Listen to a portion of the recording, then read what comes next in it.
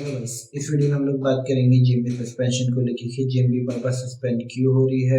मेरे बहुत से फ्रेंड्स के जीएमबी सस्पेंड हो गई है, वो बार बार मेरे से यही क्वेश्चन पूछते हैं कि जीएमबी की सस्पेंड क्यों हो रही है, इसका कोई स्पेसिफिक रीज़न है। और मैं उन्हें बार बार बोलता हूँ कि गूगल की गाइडलाइंस पढ़ लो प्लीज़ जाके, बट वो उतना ध्यान नहीं देते हैं। तो मैं यार डिटेल में एक वीडियो बना रहा हूँ जिसमें मैं सारे टॉपिक्स को कवर करूँगा कि जीएमबी मोस्टली सस्पेंड क्यों हो जाती है, और माइट भी आपके कंप्यूटर ही आपको सस्पेंड कर रहे हो, ये भी हो सकता है। बट हम लोग एक प्रिकॉशन के बेस पे देख सकते हैं कि हमें क्या क्या मिस्टेक नहीं करनी है ताकि आपकी जीएमबी सस्पेंड ना हो। सबसे ज़्यादा मैंने एक चीज़ एक्यूरेट में देखी है कि गूगल गाइडलाइंस में साफ लिखा हुआ है कि आप जो भी जीएमबी में इंफॉर्मेशन प्रोवाइड कर रहे हो जो एक्यूरेट होनी चाहिए, इनकरेक्ट इंफॉर्मेशन आपको प्रोवाइड नहीं करनी है। बट फिर भी मैंने चीज़ें देखी है कि लोगों की जीएमबी और वेबसाइट दोनों में जो भी डाटा होता है वो एक्यूरेट नहीं होता। एक्यूरेशन में मैं बात कर रहा हूँ आपका NPAW की, name address phone number website working hours, जो मेन इंफॉर्मेशन है जो बिजनेस को रन करने के लिए जो आप जीएमबी में डालते हो और जो आपकी वेबसाइट में है, दोनों की इंफॉर्मेशन एक्यूरेट होनी चाहिए। अगर अनएक्यूरेट है तो आपके कॉम्पिटिटर उसका इस्तेमाल कर सकते हैं। मैंने बहुत से टाइम देखा है लोग सजेशन में यूज़ करते हैं वेबसाइट का स्क्रीनशॉट लगने की, इस वेबसाइट का टाइमिंग तो ये है, इन लोगों ने ये टाइमिंग डाल रखी है, इस वेबसाइट का एड्रेस तो ये है, इन लोगों ने ये एड्रेस डाल रखा है, जो कि इनएक्यूरेट में जाके एज अ सजेशन में डाल के वो एडिट करके आपकी वेबसाइट उड़ा देंगे। ठीक है, तो इस चीज़ को अगर आपने प्रिवेंट करना है कि ये आपके साथ ना हो, तो कोशिश करो कि आपकी जीएमबी और वेबसाइट दोनों में इंफॉर्मेशन एक्यूरेट हो, बिल्कुल गलत ना हो। और सेकंड चीज़ मैंने नोटिस की है, लोग क्या करते हैं अपना बिजनेस नेम के साथ कीवर्ड स्टफ कर देते हैं, जो कि बिल्कुल सही नहीं है। जो कि गूगल की नेम गाइडलाइंस, जो बिजनेस नेम गाइडलाइंस है उसमें भी प्रॉब्लम देता है, और कीवर्ड स्टफिंग वाली गाइडलाइंस में भी प्रॉब्लम देता है, क्योंकि आप बिजनेस के साथ आप हाइफन लगा के डाल रहे हो अपना कीवर्ड रैंक कराने के लिए, वो एक तरह से बैड प्रैक्टिस है, और वो भी कंप्यूटर इजीली फ्लैग करके आपको गायब कर सकता है जीएमबी से। ठीक है, और थर्ड चीज मैंने नोटिस किया है कैटेगरी को लेके, कि लोगों ने क्या कर रखा होता है, एक ही बिजनेस के अंदर मल्टीपल कैटेगरीज डाल रखी होती है, तो वो सोचते हैं कि मैं सारा एरिया कवर कर लूंगा, जो कि बिल्कुल गलत बात होती है। जब भी आप ज़्यादा कैटेगरीज वगैरह कर रहे होते हो, इसमें क्या करता है कंप्यूटर, क्या करता है आपको सजेशन एडिट में डाल के, जैसे कि फॉर एग्जांपल आपका कारपेट क्लीनिंग की सर्विस प्रोवाइड करते हो और आपने डाल रखा है एज अ सजेशन में कारपेट क्लीनिंग, और हो गया रग क्लीनिंग, हो गया मैट्रेस क्लीनिंग, हो गया लेदर क्लीनिंग, हो गया, ये सब तो मैं आपने सब कैटेगरी में डाल रखा है, मेन कैटेगरी और सब कैटेगरी में। तो क्या आपका कंप्यूटर क्या करता है, वो करेगा आपको सजेशन एडिट करके आपके अंदर ही प्लम्बिंग की सर्विस ऐड कर देगा as a suggestion, carpet cleaning को छोड़ के जो भी इनरिलेवेंट होती है सर्विसेज वो सब ऐड कर देगा। उससे क्या होता है कि जो आपकी सर्विस होती है ना, जैसे आपकी कारपेट क्लीनिंग से सर्विस है, आप मल्टीपल सर्विस डालोगे तो उतनी ज़्यादा वो ब्रॉड हो जाती है, तो वो निच एडिट नहीं रह पाती है, एक पर्टिकुलर एक एरिया में नहीं रह सकती है जिसमें जो सर्विस प्रोवाइड कर रही है। तो इस चीज़ में क्या होता है कि जीएमबी में बहुत ज़्यादा डाटा हो जाता है जो कि इनरेलेवेंट होता है, तो इस बेस में वो स्पैम आउट इजीली हो जाती है। तो इस चीज़ का भी ध्यान रखना है। तभी क्या कहते हैं कि जीएमबी को मेंटेन रखना पड़ता है, क्योंकि अगर क्या होता है कि अगर कंप्यूटर ने आपकी जीएमबी को सजेशन एडिट किया, उसके बाद अगर आपने उसको रिजेक्ट नहीं किया, क्योंकि क्या होता है जब भी आप सजेशन एडिट करते हो तो जो जीएमबी ओनर होता है उसको कुछ 14 या 15 दिन का टाइम मिलता है, जिसमें वो जो आपने सजेस्ट किया है उसको एक्सेप्ट कर सकता है या रिजेक्ट कर सकता है। अगर उस बंदे ने उसको रिजेक्ट नहीं किया तो ऑटोमेटिकली 14 दिन के बाद अप्रूव हो जाएगी, और वो सारी कैटेगरी ऑटोमेटिकली आपकी जीएमबी में ऐड हो जाएगी। तो इस तरह की प्रैक्टिस मैंने बहुत सारी देखी है, गेम मुश्किल है जीएमबी की। एंड मैंने देखा है कि बहुत से लीड जन वाले बिजनेस क्या करते हैं कि एक ही पर्टिकुलर एरिया के अंदर मल्टीपल जीएमबीज बना लेते हैं। फॉर एग्जांपल मैं चंडीगढ़ कवर कर रहा हूँ, तो मैं चंडीगढ़ में लीड्स ज़्यादा जनरेट करने के लिए क्या करूँगा जैसे मेरी रूफिंग का काम है तो मुझे ज़्यादा लीड्स चाहिए, तो मैं क्या करूँगा, चंडीगढ़ के अंदर ही अलग-अलग सेक्टर्स में एक-एक जीएमबी क्रिएट कर दूँगा ताकि वो सारी कॉल्स आए और मुझे आ जाए। उन सब नंबर्स में मैं कॉल फॉरवर्ड डाइवर्ट करके अपने पास डाल दूँगा।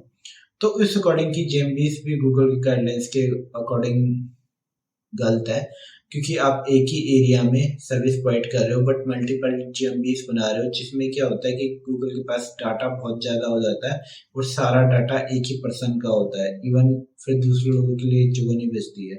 इस अकॉर्डिंग मल्टीपल जीएमबी से पर्टिकुलर एरिया भी स्पैम आउट में आता है। इवन लाइक मेरे बहुत से फ्रेंड्स हैं, उनकी जो लोकल लीड जनरेशन का काम करते हैं, उन सबकी जीएमबी एक ही बार में स्पैम आउट हुई थी।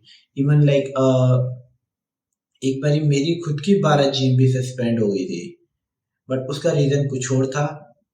उसका रीज़न मैं बताता हूँ। उसका रीज़न क्या था कि जब आजकल क्या होता है, जीएमबी की जो भी टीम है, वो आपको कॉल करती है और पूछती है कि आपकी बिज़नेस की डिटेल क्या है, आप कब-कब ओपन करते हो। वो स्पेशल उनकी एक टीम है, वो कॉल करती है, पूछती है, कन्फर्म करती है। और आजकल क्या होता है कि आपको मैसेज भी आते हैं। जैसे टर्न ऑन मैसेज का ऑप्शन आता है ना, अलाउ मैसेज नोटिफिकेशन वाला, अगर आपने उसे ऑन कर रखा है तो गूगल वाले आपको मैसेज करेंगे इक्वालिटी चेक के बेस पे कि आप रिस्पॉन्स करते हो कि नहीं करते हो। ठीक है, अगर आप रिस्पॉन्स करते हो देन ओके, अगर आप रिस्पॉन्स नहीं करते हो तो एक हफ्ते बाद आपकी जीएमबी गायब।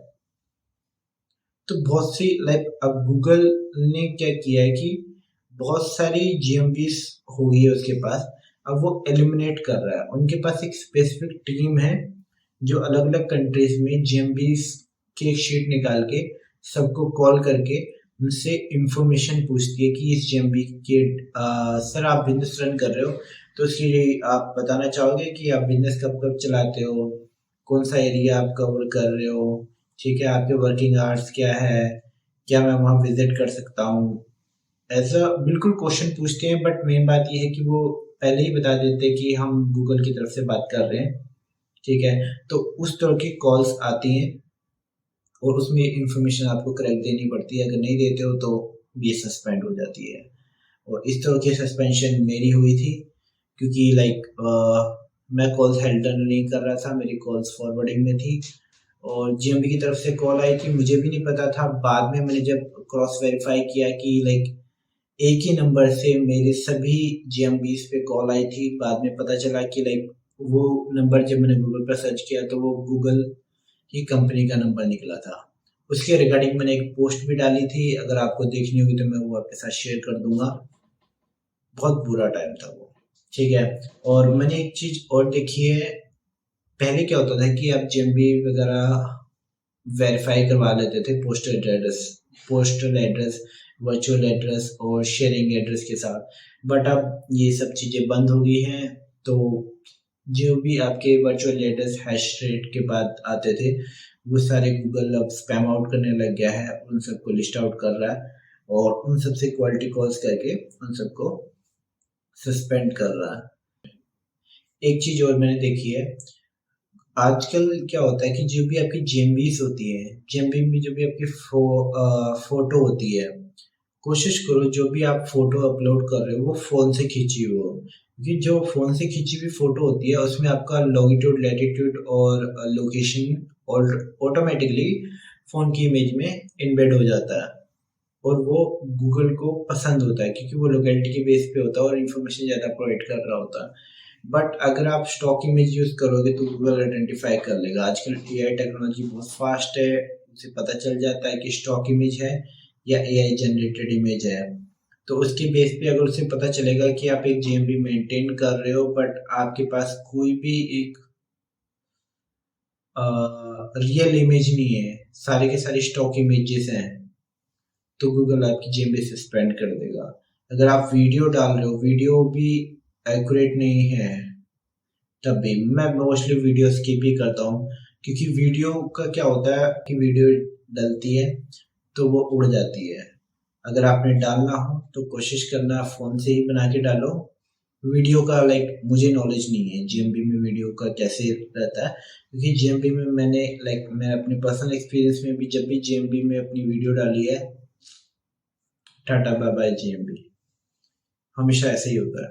तो वीडियो को मोस्टली स्किप करो और कीवर्ड स्टफिंग तो बिल्कुल ही मत करो। और एक चीज मैंने और नोटिस की है, लोग क्या करते हैं कि कुछ कुछ जो भी आपके रिव्यूज वगैरह आते हैं उसको on the spot he flag करना स्टार्ट कर देते हैं। जैसे किसी ने भी, जैसे आपकी एक जीएमबी है, मान लो एक एजेंसी की जीएमबी है, उस पे किसी ने नेगेटिव रिव्यू किया है, ठीक है। तो लोग क्या करते हैं, उस नेगेटिव रिव्यू को हैंडल करने की जगह स्टार्टिंग से ही उसे फ्लैग करना स्टार्ट कर देते हैं, जो कि एक बिल्कुल बुरी प्रैक्टिस है। आपको पहले नीचे कमेंट करके उस जो भी प्रॉब्लम है उसको हैंडल करने की कोशिश करनी चाहिए। अगर नहीं हो रहा है उसके बाद आप उसको फ्लैग आउट डालो, या दूसरी चीजें अलग होती है, उसको फ्लैग आउट करने का प्रोसेस ही अलग होता है। लाइक बहुत से कैटेगरिया उसमें भी देखने पड़ते हैं कि आप उसको फ्लैग आउट कर पाओगे या नहीं कर पाओगे, ठीक है। बट मेन बात ये है कि फ्लैग आउट करने से पहले आप एक बार देख लो कि वो क्या इंफॉर्मेशन देके गया है, कि मुझे ये प्रॉब्लम है, ये प्रॉब्लम है। अगर आप ठीक कर सकते हो तो उससे नीचे कमेंट करो कि ऐसी सी बात है, जो भी प्रॉब्लम है आप अपना फ़ोन नंबर शेयर करो कि यहाँ पे बात कर लो, उस अकॉर्डिंग सॉल्व करने की कोशिश करो। और उससे पोलाइटली ही वो प्रॉब्लम को सॉल्व करके उस रिव्यू को ऑटोमेटिकली उसी से बोल के उसको हटवा दो, ठीक है, इंस्टेड ऑफ फ्लैगिंग के।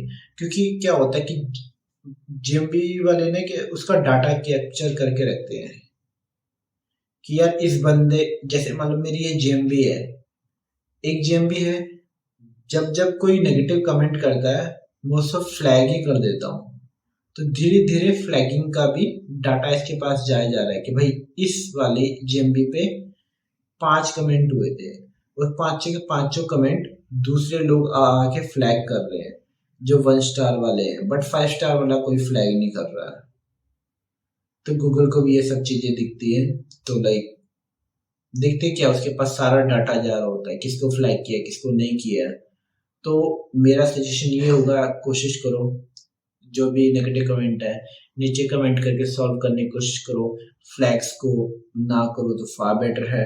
बट अगर आपको लग रहा है कि भी हाँ ये इनरेलेवेंट है, इसने जानबूझ के किया है, तो उसे फ्लैग आउट कर दो। तो इन फ्यूचर अगर कभी भी आपकी जीएमबी वो लोग उड़ाएंगे भी और रीजन ये देंगे, तो आप उसको आइडेंटिफाई कर सकते हो कि ये चीज ऐसी थी, बट आपके पास सॉलिड रीजन होना चाहिए। और बहुत से मैंने देखे हैं, लाइक ऑस्ट्रेलिया में मेरे, लाइक मैं जीएमबी मैनेज करता हूँ बहुत सारी, तो उसमें क्या हुआ, आपकी जीएमबी सस्पेंड हो जाती है। जब जीएमबी सस्पेंड हो जाती है तो रीइंस्टॉलेशन के लिए आपको डॉक्यूमेंट्स वगैरह शेयर करने पड़ते हैं। जब आप डॉक्यूमेंट शेयर करोगे तो उसमें बिजनेस नेम और आपका एक्यूरेट बिजनेस नेम दोनों सेम होने चाहिए। इवन आपके डॉक्यूमेंटेशन, कभी कभार आपके वीडियो कॉल पे भी जाते हैं वो लोग गूगल वाले, उनके अकॉर्डिंग वीडियो कॉल होगी, उसमें आपको अपना ऑफिस दिखाना पड़ेगा, डॉक्यूमेंट्स दिखाने पड़ेंगे। अगर आपकी कोई प्लम्बिंग या रूफिंग जो भी है, वैन, ड्रेस, लोगो, उस अकॉर्डिंग पूरा ऑफिस वगैरह उन्हें दिखाना पड़ जाता है।